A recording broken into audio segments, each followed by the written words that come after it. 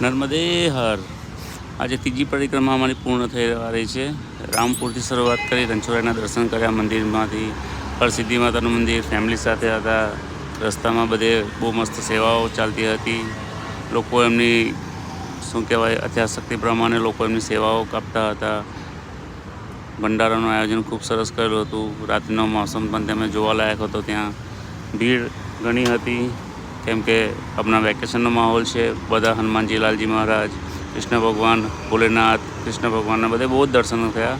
રાત્રિનું માહોલ સરસ હતું. ગરમ ગરમ ભજીયા, સેવસન, ઢોકળા બધી સારી સારી સુવિધાઓ આપતા હતા અને અમે ફેમિલી સાથે બહુ એન્જોય કર્યું. સરસ મસ્ત આનંદનો લાહો લીધો છે. તમે પણ આવો ગુજરાતમાં નર્મદાની પરિક્રમા પૂર્ણ કરો કેમ કે અમારી થઈ ગઈ પરિક્રમા 3 પૂર્ણ કરી એક જ મહિનામાં. તો નર્મદે હર, નર્મદે હર.